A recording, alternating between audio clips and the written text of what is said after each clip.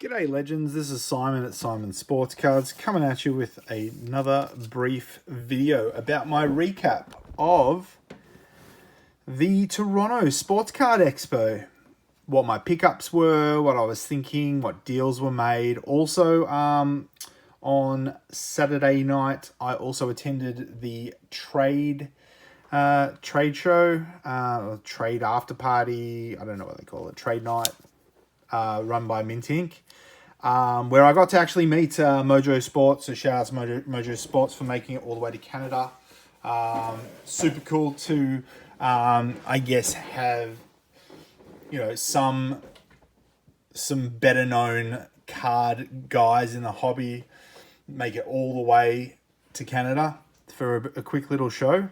So yeah, it was good to meet you if you're watching.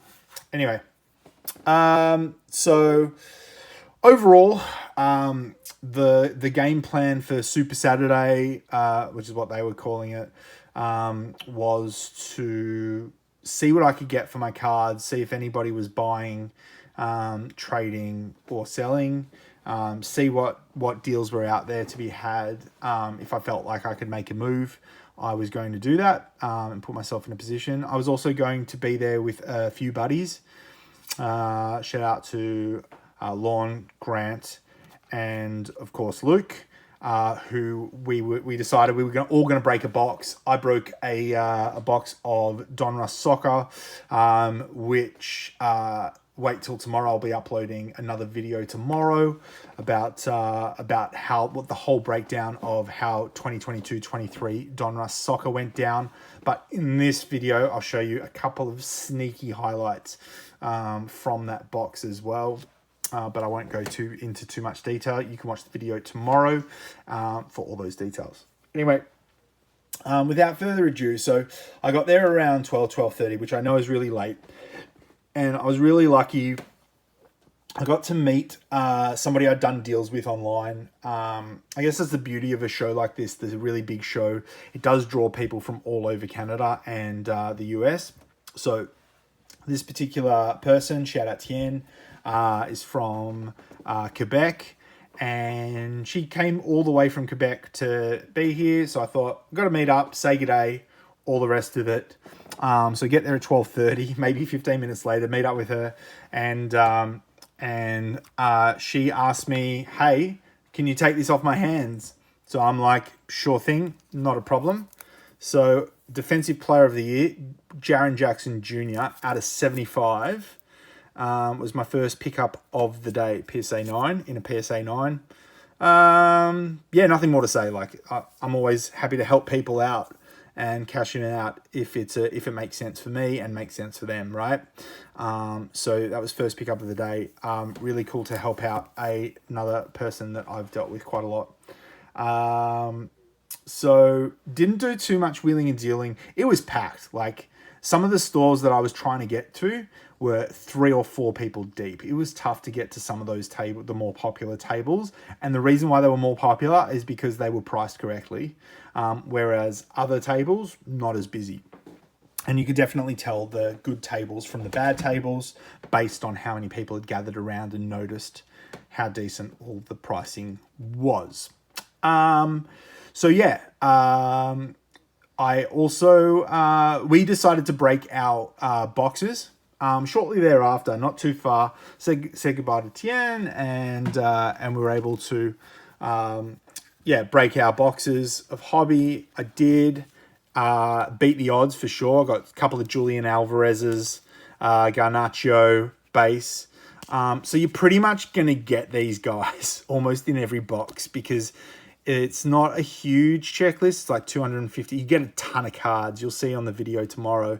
But I did get a Erling Haaland holo, which will be sent off. I don't know if I'm going to grade it, to be honest with you. It's got a dimple, got a bit of surface wear.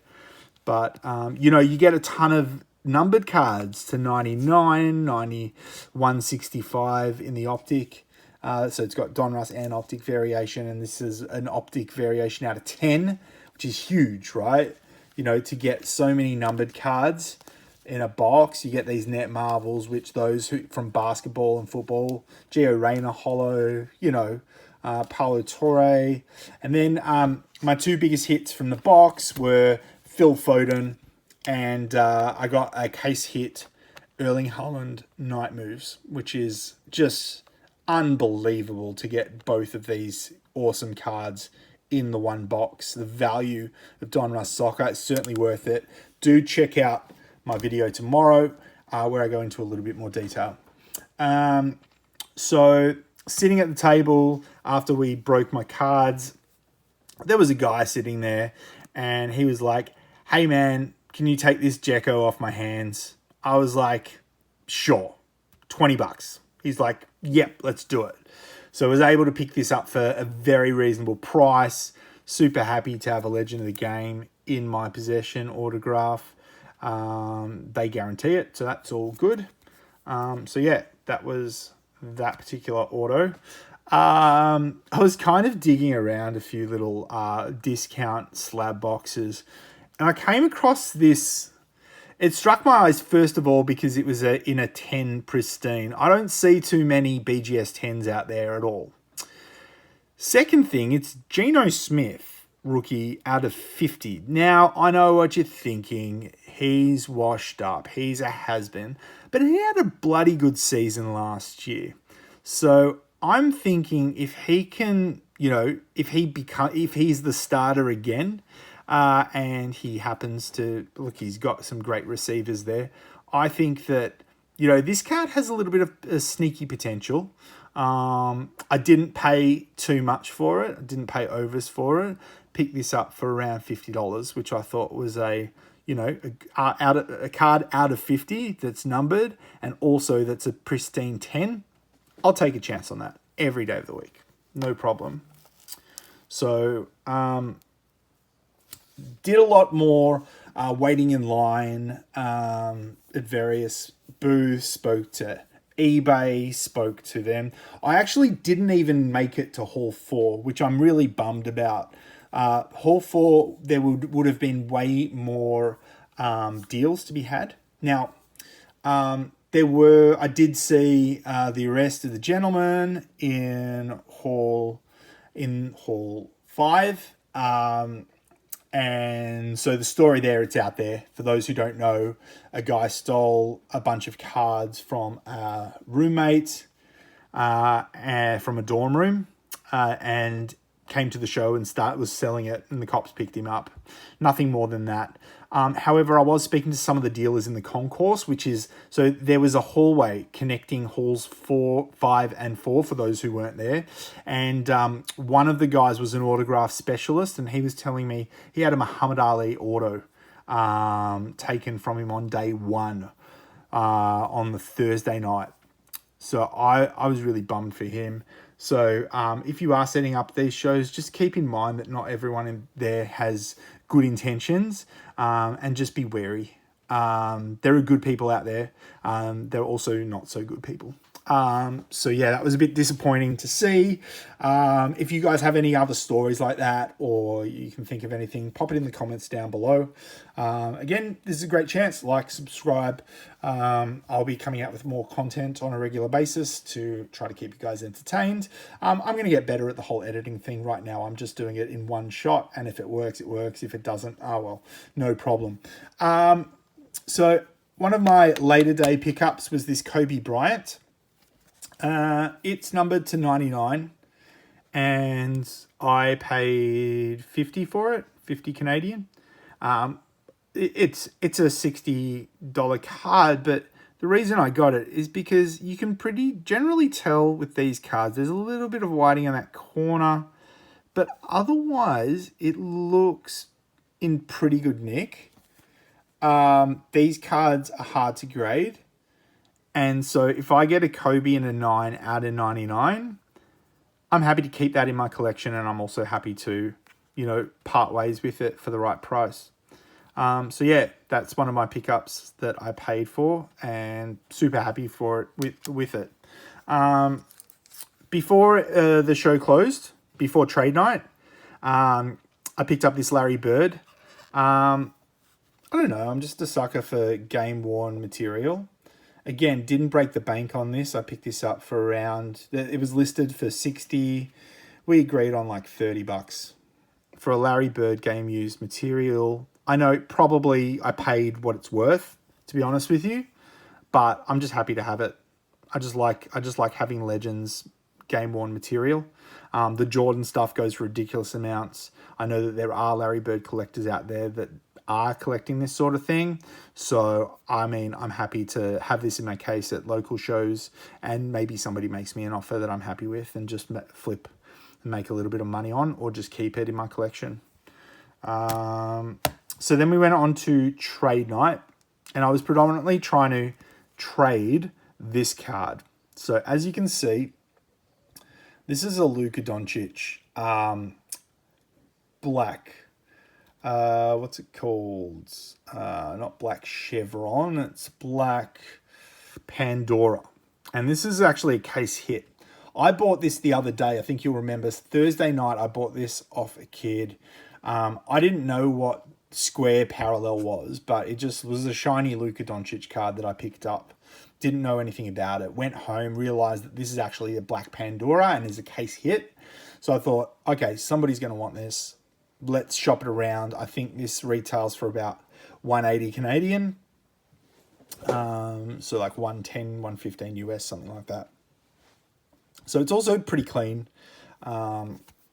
It's a thicker, slightly thicker card, and there is some wear on that corner. It's really hard to tell. It's not too bad. But yeah, I will probably end up grading this myself because I got no takers. Like, nobody was interested. They're like, Luka, cool card. It's not his rookie. Well, yeah, if I had a case hit Luka rookie, I don't think I'd be carrying it around in the top loader wanting to trade it. But anyway, that is the dealio there. So that's what I was hoping to get rid of. Also, I had this Paul George numbered out of 10, which I picked up in that same deal on Thursday night.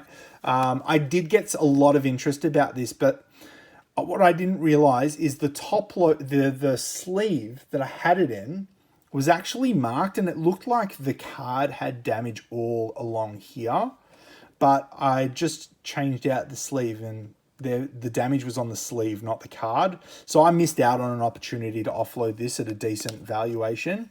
People were interested at $80 valuation, and I was keen to move it for that. I think that's probably what it's worth. So yeah, that's a bit unfortunate that I just had it in the wrong sleeve and I didn't bother to like see if the mark was on the card or on the sleeve. So that's on my bad. But that's pretty cool. Another little trade that happened, a guy was interested. You'll remember that on the first day, on the Thursday, I had 3 Kobe's. So one of them is gone. And I used one of them in a trade with a couple of other smaller cards from the Thursday night bigger deal to obtain this lot here. So firstly, I picked up 2 Steph Curry rookies, one variation with the Ricky Rubio, Johnny Flynn, and Steph Curry variation. And then I got the Eric Maynard, Johnny Flynn, and Stephen Curry. I think these are good grading candidates. Again, I'm probably going to send these off to grading, and I think they're going to do well. I think that they're 9 candidates. I'd be surprised, but maybe 10 on this one. Not so much this one. This one has a bit of corner wear up there, you can see. But yeah, I think they'll grade decently. And any Steph Curry rookie card that grades decently is going to have a good ROI. So that was in the trade. So I think it was like 180 total in value. We valued my cards and his cards. So we valued his cards at 180. I had about $160 worth of cards he was interested in. And so we were able to get these 4 cards at that value. So, which was good. As you guys know, I was not into all of those cards for all that. So I threw in another $20 to get from 160 to 180 valuation, and we called it a day. I picked up this RJ Barrett numbered to 199. The interesting thing about 2019-2020 cards is both the enclosed player worn material and autograph are guaranteed, right? Now it's player worn. That doesn't mean that it is game used, but I'll take player worn, considering a lot of the rookie jerseys that are coming out are not associated with any person, player, or event. So I'll take that. And then the last card is obviously this. I just threw this in because it was on his table. I thought I'd do it. I mean, it's not going to grade very well. It's going to get like a 10. I might even just sell this raw. I think raw these go for about 40, 50 US. So I'll probably just this will end up on eBay for that. But I just thought I was getting really good value for the Steph and the RJ Barrett. So why not? Considering I was only into the Kobe Bryant card for around $65. So I'm getting over $50 worth of value out of that card extra. So did a trade later in the day for a Josh Giddey card. So this is Josh Giddey, number to 199. He had $150 valuation on this. I mean, yeah, that's like his valuation is probably spot on. This is a $150 card. I ended up actually swapping for a Nikola Zalewski out of 49, which I got in my Don Russ hobby box, and I threw in, which I valued at $80, and I threw in another $60 to get to 140, and we settled it there. So happy to have any Aussie love in my collection, and this is certainly that. I don't know if this is even a gradable card, so I'm happy to keep it just in the case like that. This will be available for sale, but you're gonna have to pay to pry it out of my hands. I love Giddey. I think he's the real deal. So lovely pickup there. And the last pickup of the day was I was trying to get a deal done for the Paul George out of 10 at an $80 valuation with a kid called Luca. Shout out Luca, and his mum was there on the side, and he had some fire. This kid had like 50 grand worth of cards in his case. Must have been like 13, 14-year-old. Anyway, it's crazy what these kids have. So I saw a couple of these cards. I've wanted this Slick Silver for a long time, and the Obi Toppin kind of interests me because I'm a Nick fan. It's out of 79, looks in decent condition, 56 out of 79. So he was overs on the Obi Toppin for sure. I know that this card is maybe like a $30, $40 card max, but that's okay. So this Jordan goes for around. So I was going to offer him the George for the Obi Toppin and the Jordan plus a little bit of cash straight up. And he was like, oh, actually, I think the George is scratched. And it looked like the scratch was on the card, but as I discussed before, took care of that anyway. So I ended up just wanting to walk away, and he's like, well, what do you want for them? And I threw a crazy offer. I said $100 for both of them, and he's like, no, this card goes for 100 US. And I was like, no way a PSA goes for 100 US, but it does. A PSA 8 of this card goes for 100 US. Anyway, we negotiated a little bit, ended up getting both of them for 120. I gave him his $100 valuation there, and I valued that at $20. And I think, I'll come up because of the exchange rate overs on this, and I'm going to send this off to grading and put it in my PC, so it'll never see the light of day. So that's those were the pickups from trade night. Overall, Mint Inc. run a good trade night. They have a raffle. I don't know if the prizes are any good. This is still what I've got left, by the way. After selling over $1,300 worth of stuff, I still have all of these cards left, including this awesome Zaire Williams out of 75.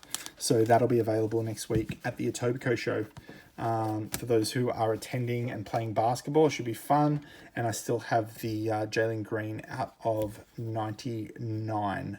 So looking forward to wheeling and dealing in the future. I'm interested in moving this. I have zero interest in moving this, but it'll be available for sale if somebody wants to play overs on it. But not too keen to sell it. Anyway, if you've made it this long, you've done bloody well. Congratulations. Don't forget to like, comment, subscribe. Let me know how your show was, if you had a great time.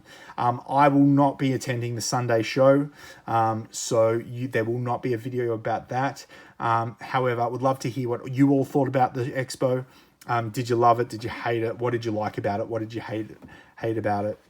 Anyway, see you next time, and look out for my next video about the breakdown of that Donruss soccer box, where we got that unbelievable case hit of Erling Haaland. Thanks a lot, guys. Ciao.